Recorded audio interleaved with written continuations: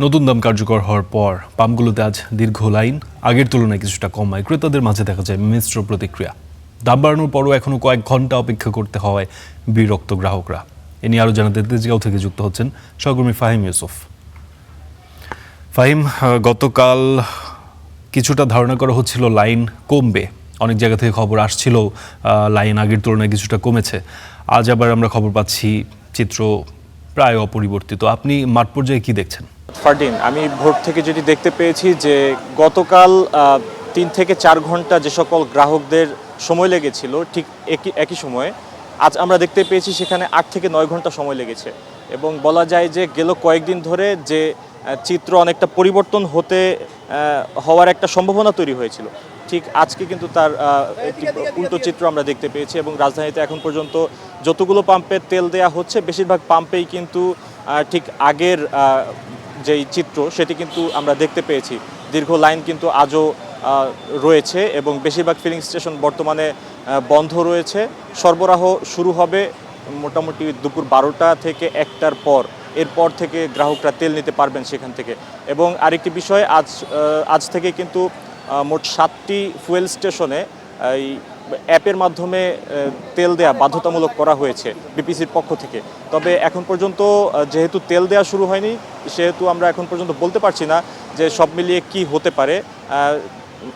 আর আরেকটি বিষয় লক্ষণীয় যে বিভিন্ন ফিলিং স্টেশনে এখন পর্যন্ত যে পরিমাণে গ্রাহক এখানে এসেছেন তাদের বেশিরভাগই কিন্তু বলছেন যে ফুয়েল পাস যদি কার্যকর হয় সেক্ষেত্রে তারা খুব দ্রুতই তেল নিতে পারবেন। তবে আজকে অতিরিক্ত ভিড় থাকায় অনেকের মধ্যেই কিন্তু অসন্তোষ দেখা গেছে, যেহেতু দামও বাড়ছে একদিকে, পাশাপাশি আবার ভিড়ও আগের মতো হয়ে যাচ্ছে।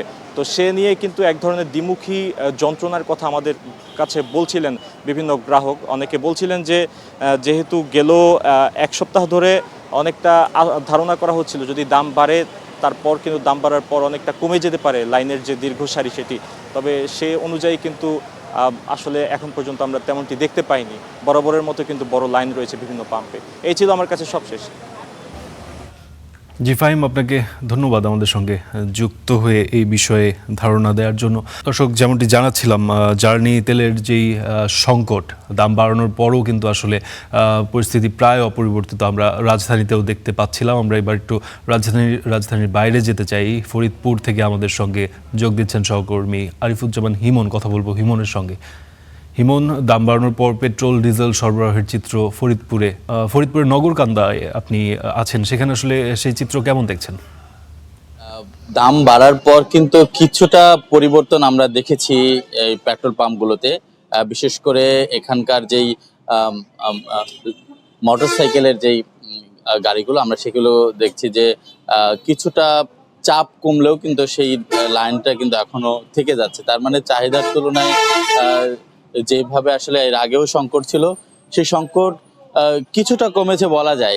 অন্যদিকে কৃষকদের যেই চাহিদাটা, আপনারা জানেন যে ফরিদপুরের অধিকাংশ জায়গায় কৃষি নির্ভর। সেখানে যেহেতু এখন পাটের সিজন চলছে, এই পাটের সিজনে কিন্তু যেহেতু বীজ রোপণের সময়টা আসলে সীমা আসলে পার হয়ে গেছে, যার কারণে কৃষকদের যেই একটি চাপ আসলে আমরা এর আগেও দেখেছিলাম, স্টার নিউজের মাধ্যমে দর্শকদেরকেও জানাচ্ছিলাম, কিন্তু সেই চাপটা কিন্তু আগের তুলনায় একটু কম।